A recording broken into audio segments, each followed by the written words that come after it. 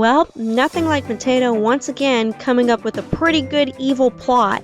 Now before we begin, just so you know, we've reached Season 4 of VeggieTales in the House. And this is where we'll get to the last 3 LarryBoy episodes from the spin-off show that will cover this LarryBoy Vlogs month. So today we're going to look at the episode called Shrink-abeezer. Well, telling by the title card and the title itself, the show doesn't lie. It starts out with Potato once again testing a new evil device, a shrink ray. Now mind you, this won't be the last time that you'll see this device because they add a growing feature in the Grow-tato episode. His first victim of the shrink ray is Shrink-abeezer, coincidentally because Shrink-abeezer is being a jerk to people. And as you can imagine, the lesson is on pride. Just like in another LarryBoy story where a villain shrinks people and it has to do with pride. Honestly, I was half expecting the alchemist to appear in this episode, but nah, who needs him? Especially since he's a mama's boy. So LarryBoy is called to look for Shrink-abeezer. What I like about this was that he keeps making wild guesses as to what happened to Shrink-abeezer as the investigation goes on. And Bob has to constantly tell him that Shrink-abeezer may have shrunken down his size, but LarryBoy just ignores him. And this leads to the funny moments of this episode. Every time LarryBoy tries to justify what happened to Shrink-abeezer, the real answer becomes more and more obvious. This is especially true when LarryBoy uses some kind of weird goggles to look for the old man. Another funny moment was when LarryBoy and Bob asked the town to help them look for Shrink-abeezer. First of all, Jimmy telling his cookie to grow up, that got me laughing. I mean, I honestly didn't think that I would get a laugh out of that, since Jimmy is one of the dumbest characters on this show. Second of all, what is that weird mouth movement that LarryBoy has going there? The top part of his mouth doesn't move, but the bottom part does.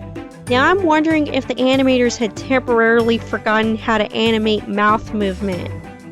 I mean, seriously, do people really talk like that? Why do I look like a nutcracker? Somebody please fix my jaw. What was also funny was when Potato gets a taste of his own medicine and shrinks down to size, and then he tries to use his french fry guns on LarryBoy. The guns are useless, obviously, because they're small. I thought that was kinda cute. So what else was good about this episode?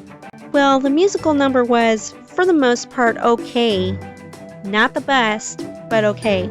In fact, I enjoyed most of it because Shrink-abeezer, the small guy that he is, would yell and scream while the characters are singing.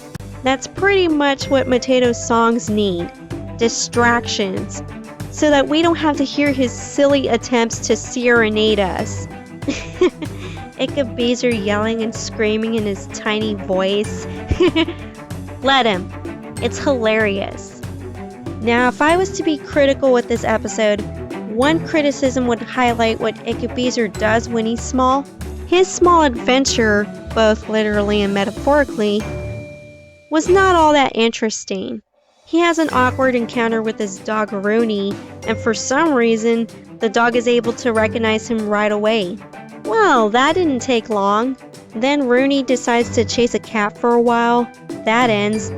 So to summarize, Shrink-abeezer doesn't do much. He'll still complain about stuff. You know, his usual character trait.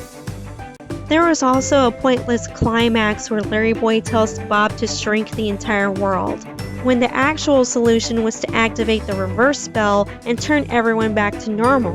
They laugh about it afterwards, but that was still pointless.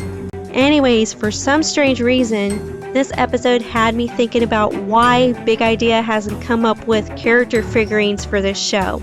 Now when I say figurines, I mean something like my League of Incredible Vegetables figurines. Though, to be fair, VeggieTales does have a blind figures collection featuring the new character designs.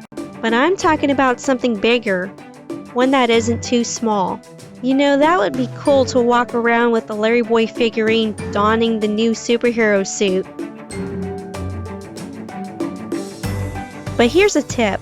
Try to make the characters look less scared and more marketable. Like seriously, the LarryMobile toy now has the old LarryBoy character design with orange-red eyes from the new design. It's like, guys, what are you doing? By the way, I might do a product review video in the future on some VeggieTales products, and boy is that gonna be fun. Overall, for what this episode was, I would give this a watch. Like some of the LarryBoy episodes that I've covered so far, this was another harmless one.